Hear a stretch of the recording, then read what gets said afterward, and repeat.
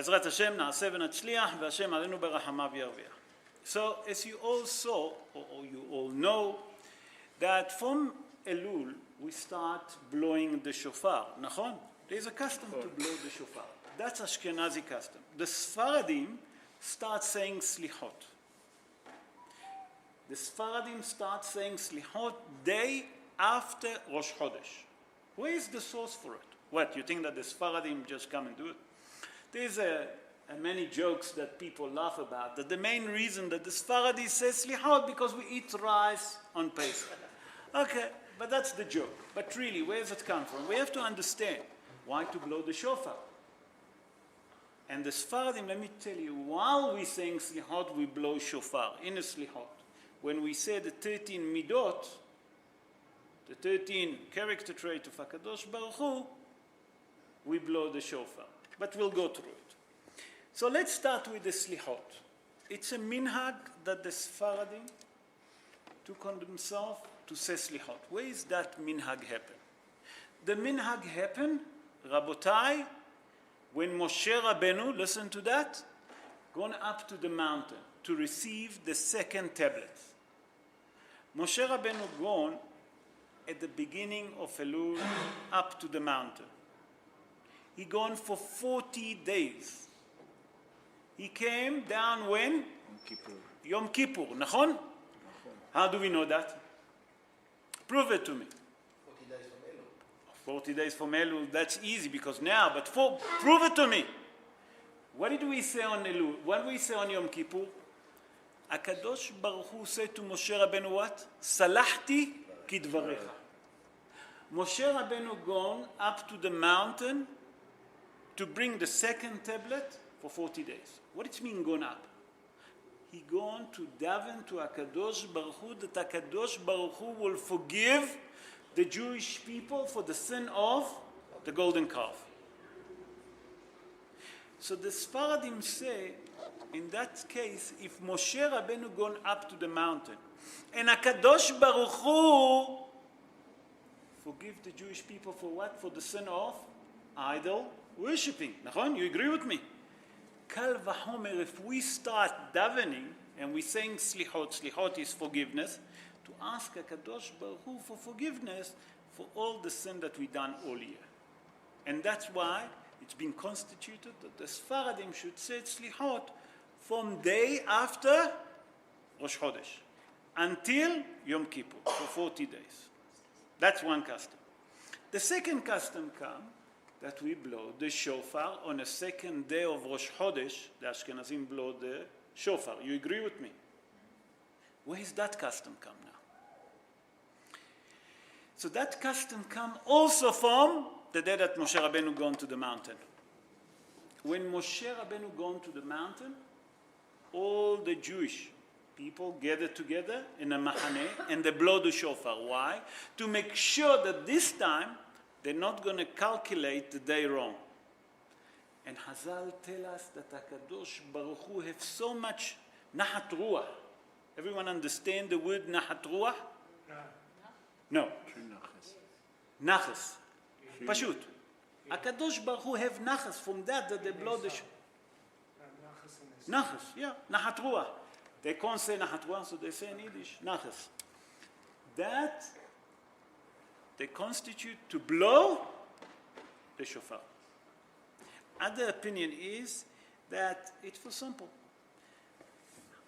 Hazal tell us, and they bring in the source from the prophet Amos. Amos say, in chapter 3, verse 6, he say like this, אם ייתקע שופר בעיר והעם לא יחרדו, he said in a question, when you hear the sound of the shofar on a city, does that mean that the member of the city wouldn't be afraid?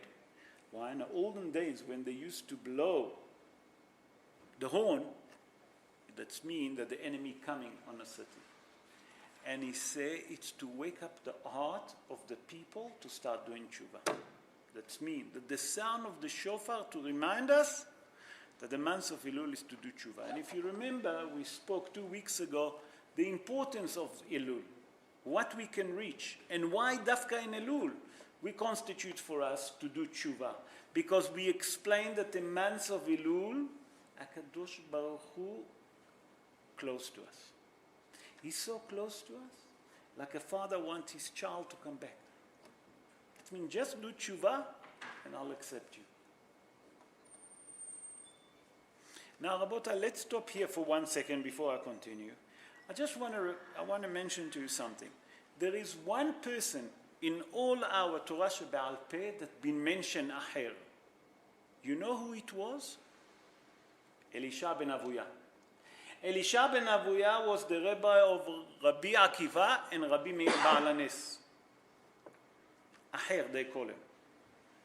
Why? It's not the issue. Hazal tell us that a person that done all the averot, idol worshipping, immorality, murder, if he do proper tshuva in Elul, HaKadosh Baruch Hu will forgive his sin. Rabota, you know what the punishment of those three? Yihareg ve'al ya'avor. That means rather kill yourself and don't do those averot. But Hazal tell us in the month of Elul, even if you done those things, and Baruch Hashem, none of you do those things, HaKadosh Baruch Hu will accept us, will accept our tshuva. It's to teach us that the person can never give up. Okay, there is another custom. What did we say every day in the end of the tefillah? Le David, Hashem, Uri v'Yish'i, nachon? That's poem number 27. You agree with me? Why do we say dafka that poem? Why did they constitute for us to say it dafka Mizmor le David? You understand my question? Anyone have any idea? So, in that Mizmor, in that poem, all the three festivals are mentioned there. Rosh Hashanah, Yom Kippur, and Sukkot. And because we're on that time, we have to say it. So how does it say? It starts like this. Rosh Hashanah, what do we say? Hashem Ori v'Yish'i. Hashem Ori v'Yish'i. We say in the Mizmor, nachon? Yish'i is my salvation. That HaKadosh Baruch Hu will be, Hashem Ori, that's Rosh Hashanah. My light when? Rosh Hashanah. Why? Because in Rosh Hashanah, we've been judged. And Yom Kippur, HaKadosh Baruch Hu, what does he do? Sealed. Nachon? We say that he's sealed. That's it. Hotem. The final. That's my salvation, Yish'i. And then how's it reach to Sukkot? It's in verse, Ki yatzpineni besukkah. What does it mean, yatzpineni besukkah? That on Sukkot we sit on a sukkah. What is the word of sukkah? It's a shelter, nachon? That's my shelter. The sukkah is my shelter. That means when is the final verdict get posted? On Hoshana Rabbah. That means until Hoshana Rabbah, Rabotai, we still have a chance to change our deeds. Hazal come to tell us, by that you're saying that poem of Tehillim, it's to remind you, remember, your light is on Rosh Hashanah. Your salvation can be when? Yom Kippur. Your protection can be final protection when? Sukkah. Now we understand why we say, David Hashem Ori v'Yish'i. Any question before I continue? No. There's another minhag, I don't know how many of you know, that the Hasidim is a pious, that people check the mezuzot, the mezuzah in the house, and the tefillin in a month of Elul. Brian, you look surprised. Nachon? I understand that you don't check your tefillin very frequently. Wait, I'll get to it. Aseh minhag Hasidim. Now I'm going to get to the halacha. So, the Shulchan Aruch, Maran Shulchan Aruch, Rabbi Yosef Karo. Rabbi Yosef Karo born in the city of Toledo in the 16th century in Spain. And he wrote the Shulchan Aruch. And in Shulchan Aruch, he explained like this, that once every 7 years, twice in every 7 years, you should check your tefillin. That means every 3.5 years. Yeah. Now, that's the Shulchan Aruch. But the Shulchan Aruch continue and say, if you find that your tefillin is kosher, you don't have to do it anymore. That means after 3.5 years, 1 in 7 years, after 3.5 years, check it up, make sure that it's kosher. After that, you don't have to. That is, you give it to the sofer, not you. You give it. Yes. Yeah, he open it and then he stitch it and he check the batim and he check the parshiot. And once that you done it, that's for a person that use it every day.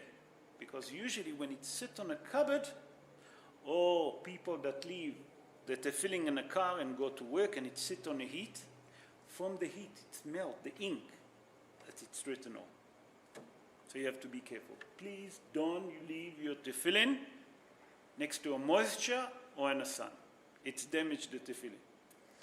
What's usually happen? How's the tefillin get damaged? I'll tell you, I have a friend that is a sofer, and when I took my tefillin to check it a year, 2 years ago, to check it out, he said to me that usually people in the summer have a shower in the morning, nachon? And the hair is a bit wet. And that moisture gets into the scroll, the house, you know what I'm saying? And that's when they start cracking. So when you have in the morning shower, make sure that your head is dry before you put the tefillin. Otherwise they start cracking, because it's all leather. That's what the tefillin made from. Okay? There is another special minhag, Rabotai, and that's a very important minhag. In Tfilat Amida, the Amida, when we daven Amida, in Birkat Hashivenu, you remember Birkat Hashivenu? Hashivenu Hashem Elecha V'Nashuva? There, if a person know that he have member of the family or close relative that gone off the road, there you should say there is a special thing at the bottom. You can read that you daven for him, that HaKadosh Baruch Hu will accept your davening for him to change his heart to do tshuva. That means in the month of Elul, you daven for people that you want them to do tshuva in Birkat Hashivenu. You're talking about at the end of Shema? No. Hashivenu. Hashivenu. You're talking about Hashivenu, yeah. But In Amidah. Yeah.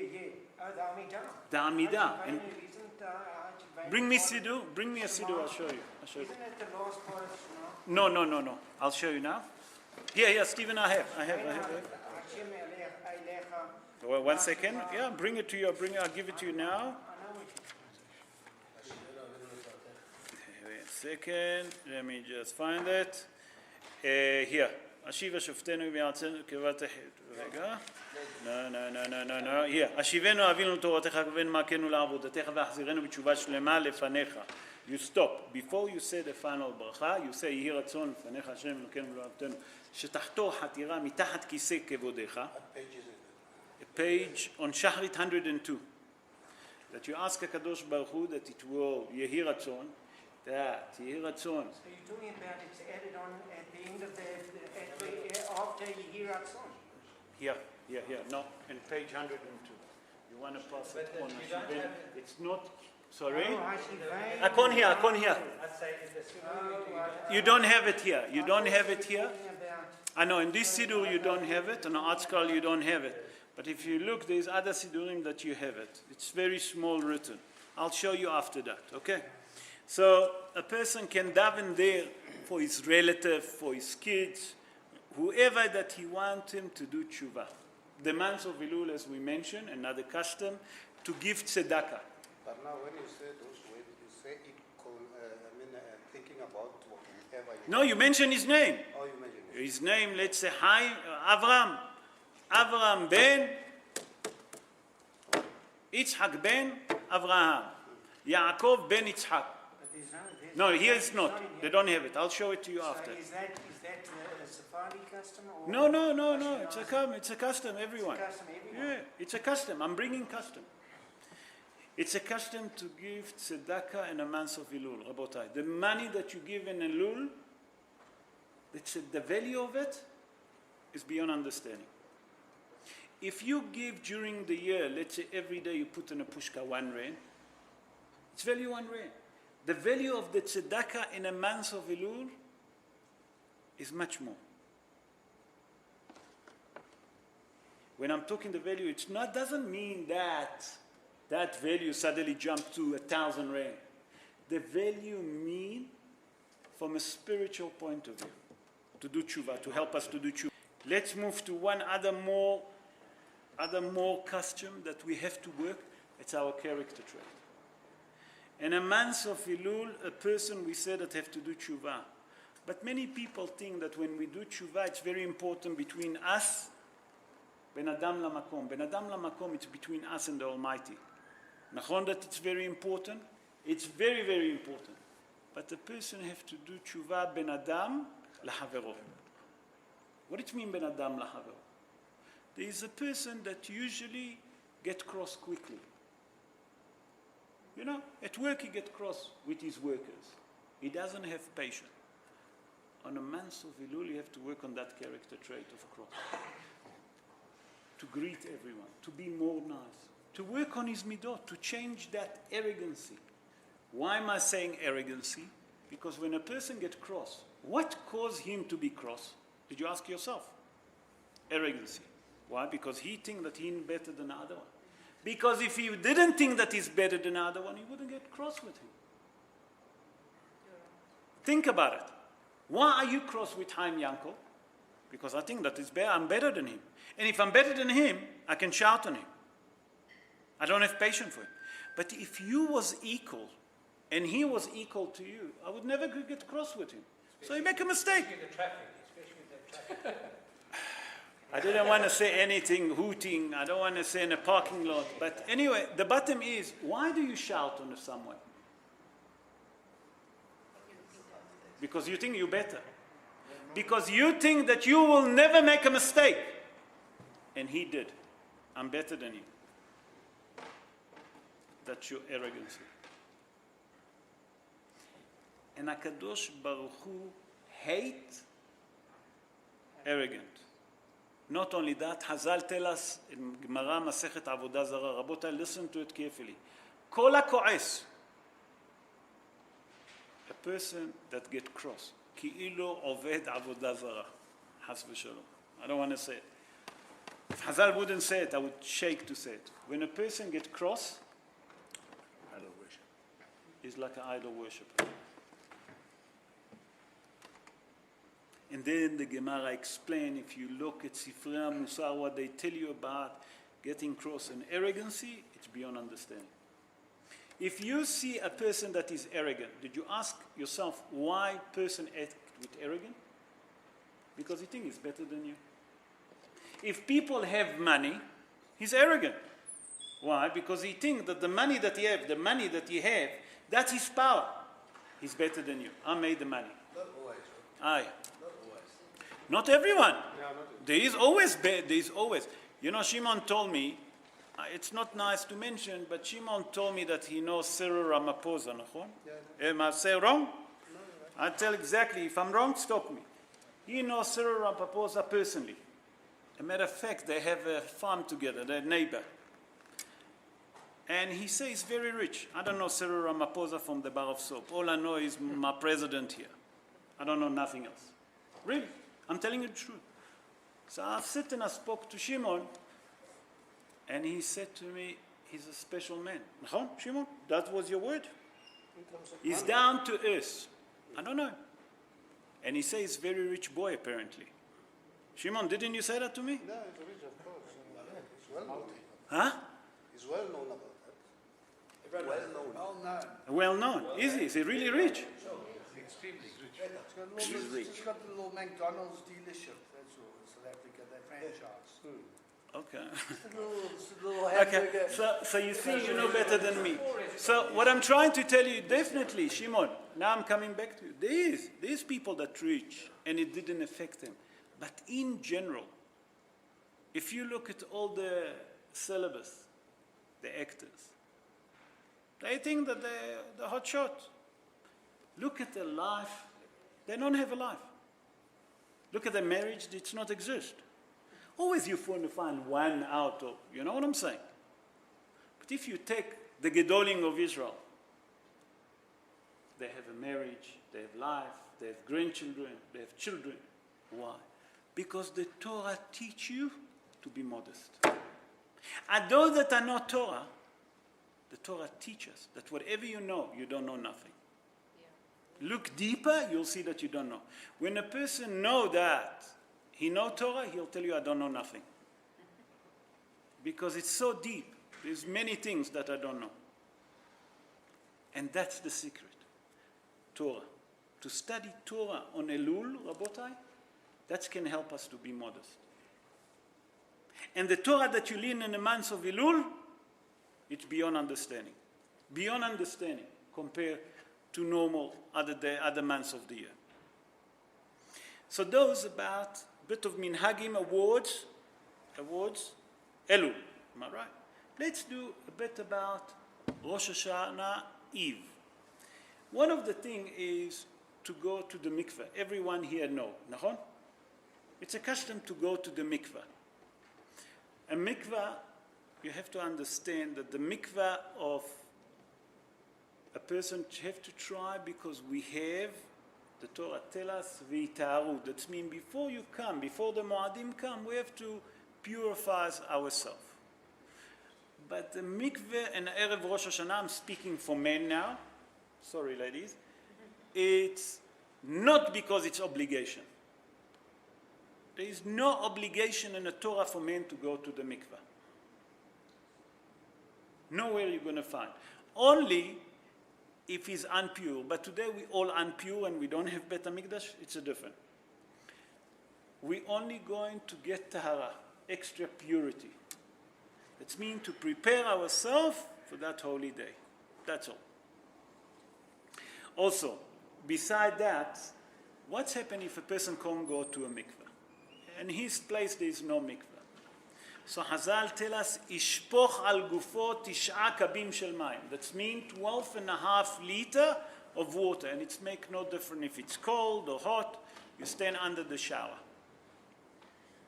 For 5 minutes, you definitely pour more than 12.5 liters of water, and that's Yotzei the Tshuva. There is another custom on Erev Rosh Hashanah, that means Rosh Hashanah Eve, is to have a haircut. A person come for the judgment, he can't come and stand in front of the Kadosh Baruch Hu. Wow, have to have a haircut, nice shave, to prepare himself, to clean his beard, also to cut the nails. Now you're going to ask me why. Why is it so important? Besides just to look nice and because it's the judgment, I'm going to speak to you a bit deeper, if you don't mind, that the nails and the body, that's where the hitzonim is when there is dirt under the nails, that's where the demon stuck. And we want to purify ourselves. Why the hair? The Zohar HaKadosh explained both of them, and Ari HaKadosh bring it, that the hair is a judgment. The hair, we're cutting it to make it short, to get rid of judgment. There's judgment. We'll speak about Hatarat Nedarim. Everyone understand what is it, Hatarat Nedarim? No? Blessing of the children. Sorry? Blessing of the children. No, not blessing of the children. Hatarat Nedarim is doing atonement of the vow. Erev Rosh Hashanah, we should do, and Erev Yom Kippur, we should do atonement of the vow. Very, very important. Everyone understand what I'm talking, or should I go a bit deep? Okay. What is neder? Neder is a vow. Okay? You know what is a vow? How a person can do a vow? Without even realizing? He said to the person, I'll sort it up for you. I'll do you that favor. And he didn't. He promised his friends something and he didn't done it. You took on yourself a vow. I'm going to do it for you. You didn't done it. That's a vow. Is it like an oath? It's like an oath. That's it.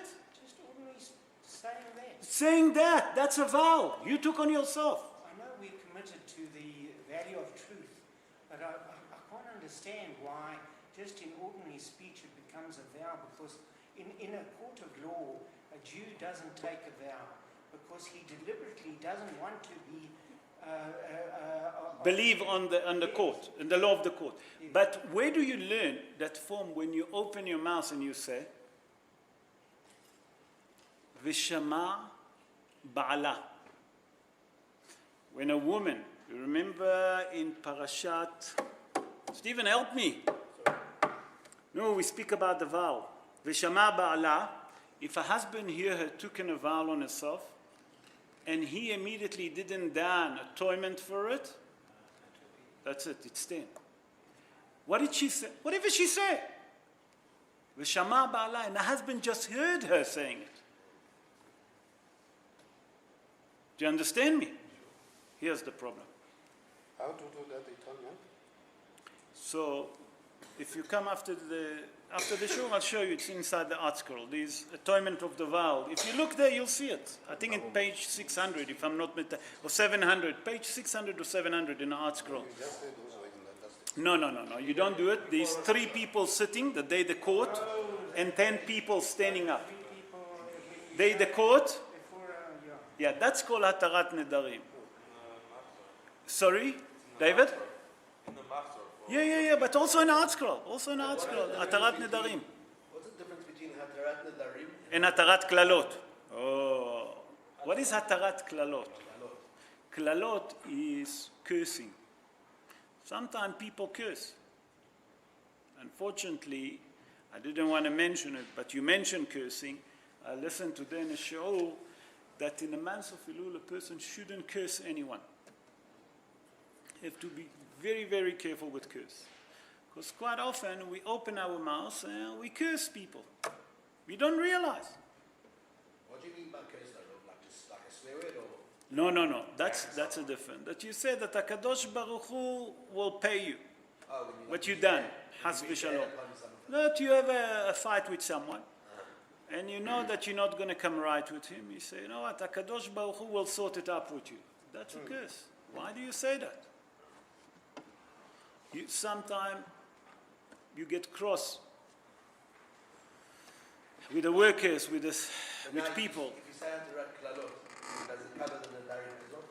No, it's 2 different things. You have to do that and that. You have to do both of them. That's not going to the cemetery before Rosh Hashanah. There is a custom to go to the cemetery also, like Stephen mentioned, to daven for the deceased, because they also get judged. You remember we mentioned that on the first shiur, that the deceased get judged, people that passed away, they get judged when? On Rosh Hashanah. V'kol hanishkachim lefanecha. That's the source. Even those that we forgot. What it means, nishkachim, that we forgot? Those that in a grave over 12 months. So Nishkach. Over 12. judgment took place Even every before. year. Huh? Judgment took place every year for the Every year for everyone. For the life and for the dead. For the countries. You missed the first show. Because their children can still affect them, we said. Because their children can still affect them in... How does it work? Is that So possible? we explain in the first show, Shimon was. A person, lo aleinu, live here. Listen, Shimon. His mother, my mother passed away 5-6 years ago. She get judged for the good deeds that I do and for the bad deeds. What does that have to do with her? You can say. Nachon? What does that have to do with her? I'm doing the good or the bad. No, she brought me to the world.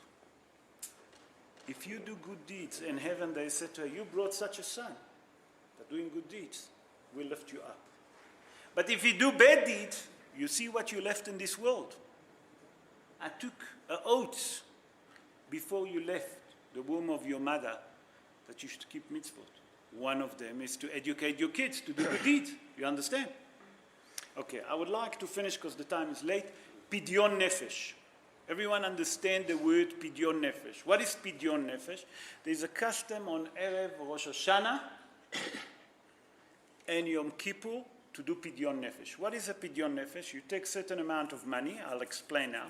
It can happen with 1 cent, 1 rand, 10 rand.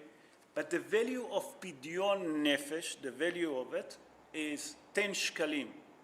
I heard from Rav Ben Zion Mutzafi, 10 shekel, it's equivalent to 40 rand for every member of the family. And you say it like this, Hare ze pidyon nefesh, let's say for Yitzhak ben Avraham.